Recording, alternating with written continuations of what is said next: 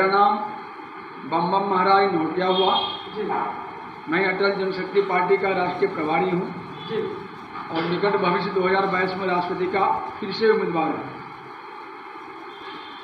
आज का जो यह मीडिया को संबोधित करने हम जा रहे हैं, इसका मुख्य विषय है पेगासस जासूसी प्रकरण और उसमें अदालत की भूमिका और इन सभी ऐसे प्रकरणों का जड़ कहाँ है और ये प्रकरण क्यों नहीं रुक रहा है, इस संबंध में मैं अपनी बात आपके समक्ष, आपकी मीडिया के द्वारा देश की जनता के समक्ष रखने जा रहा हूँ।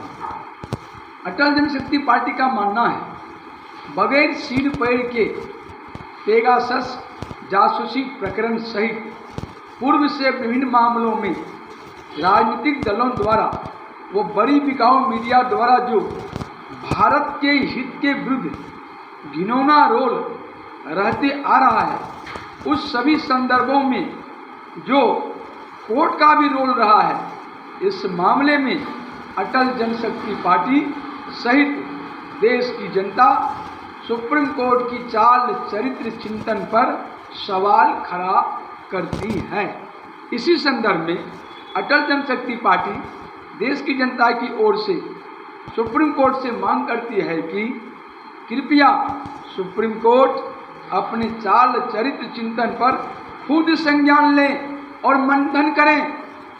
मेरा दावा है कि यदि सुप्रीम कोर्ट अपने स्व को, न्याय को और राष्ट्र की साक्षी में मंथन कर ले तो 90% तक देश की समस्या का समाधान आसानी से संभव हो जाएगा।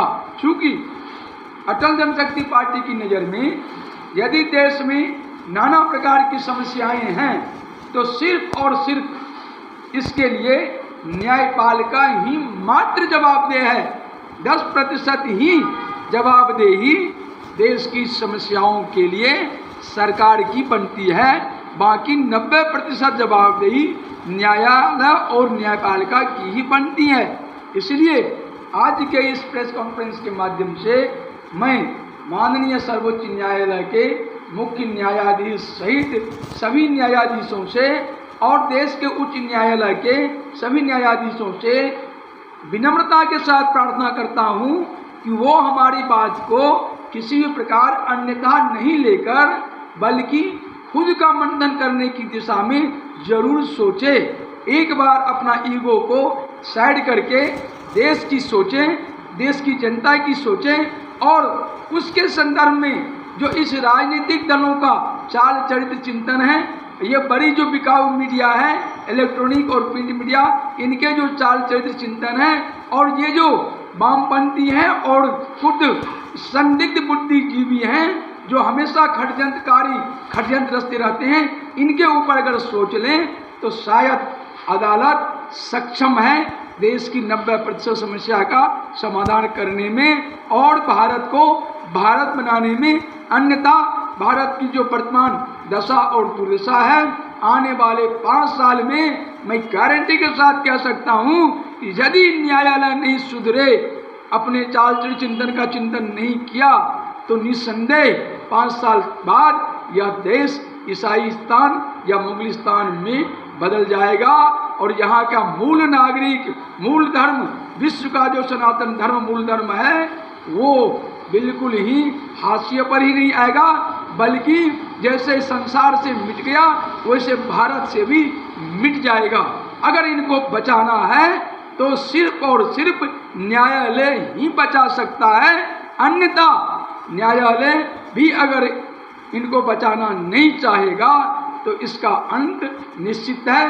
भारत को मुगलिस्तान या ईसाईस्तान बनाने में कोई नहीं रोक सकता। सरकार की बस में तो बिल्कुल ही नहीं है, क्योंकि वोट की राजनीति के लिए ये अपना सब कुछ गंवा चुकी है, इनका कोई अस्तर नहीं रहा। अब एक ही देश की जनता को, अटल जनशक्ति पार्टी को यदि कहीं कोई डूबता हुआ को तिनके का सहारा है तो वह मजबूत सहारा सिर्फ और सिर्फ उच्च न्यायालय और सर्वोच्च न्यायालय का है। इनके पास पावर है और ये देश को बचा सकते हैं।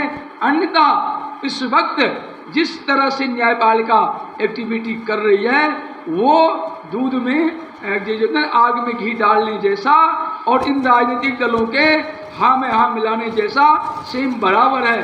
और इसका परिणाम भारत जिस दशा में भी गुजर रहा है वो किसी भी रूप में एक संप्रभु राष्ट्र के रूप में नहीं है। अतः मैं पुनः अदालत से निवेदन करता हूँ वो अपने ईगो को साइड करे, अपने चाल चलन चिंतन की मंथन करे और देश को बचाए।